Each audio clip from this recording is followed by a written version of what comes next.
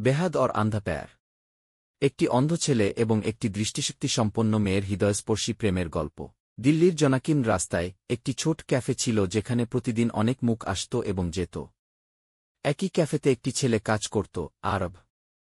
আরব সাধারণ ছেলেদের মতো ছিল না।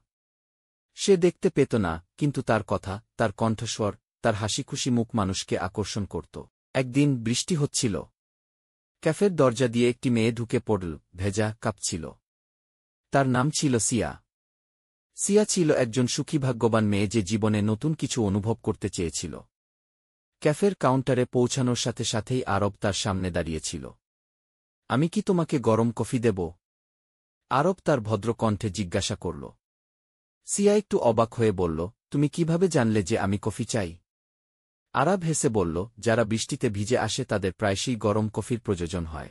এখান থেকেই তাদের কথোপকথন শুরু হয়েছিল। সিয়া প্রতিদিন ক্যাফেতে আসতে শুরু করে। আর আরব তার কণ্ঠস্বর দেখে তাকে চিনতে শুরু করে।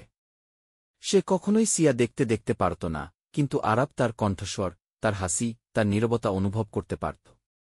হৃদস্পন্দনের সম্পর্ক সময় গড়িয়ে গেল এবং তাদের বন্ধুত্ব আরও গভীর হল। সিয়া আরবের জগতের প্রতি আকৃষ্ট হতে শুরু করল, এমন একটি জগৎ যা চোখ দিয়ে নয়, হৃদয় দিয়ে দেখা যেত। একদিন সিয়া আরবকে জিজ্ঞাসা করল, তুমি কি কখনো আমাকে দেখতে চাও? আরব বলল, মাঝে মাঝে, কিন্তু আর নয়।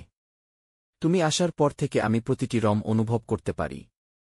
তোমার কণ্ঠস্বর, তোমার কথা আমার কাছে একটি ছবির মতো। সেদিন প্রথমবারের মতো সিয়া নিজেকে থামায়নি, সে আরবের হাত ধরেছিল। ভালোবাসার প্রকাশ। এক শীতের সন্ধ্যায়, যখন ক্যাফেতে ভিড় কম ছিল, আরব সিয়াকে বলল, আমি তোমাকে কিছু বলতে চাই। সিয়া হেসে জিজ্ঞেস করল, কি? আরবে একটু ইতস্তত করল, তারপর বলল, তোমার কণ্ঠস্বর আমার অন্ধকার জগতে আলো এনেছে। আমি তোমাকে অনুভব করি, প্রতিটি মুহূর্ত, প্রতিটি নিঃশ্বাসে। আমি তোমাকে ভালোবাসি, সিয়া। সিয়ার চোখে জল ছিল, কিন্তু হাসিও ছিল। সে কেবল উত্তর দিল, আমিও তোমাকে ভালোবাসি, আরব।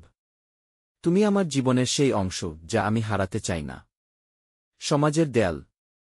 কিন্তু প্রতিটি প্রেমের গল্পেরই একটা পরীক্ষা থাকে।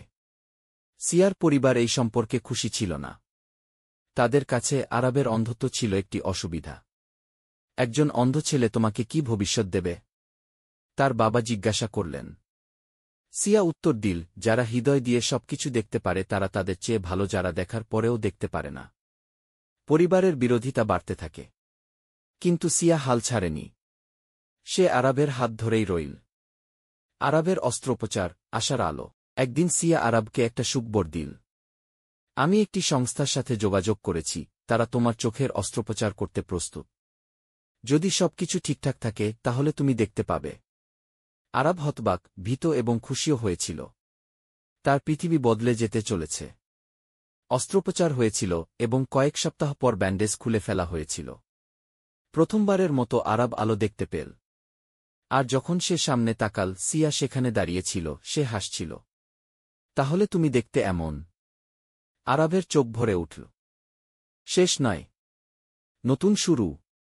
অস্ত্রোপচারের পর দুজনে মিলে একটি এনজিও শুরু করে, নয়ন, যা দৃষ্টি প্রতিবন্ধী শিশুদের জন্য কাজ করত। তাদের গল্প এখন হাজার হাজার মানুষের জন্য অনুপ্রেরণা হয়ে উঠেছে। সিয়া এবং আরবের প্রেম অন্ধত্বকে অতিক্রম করেছিল।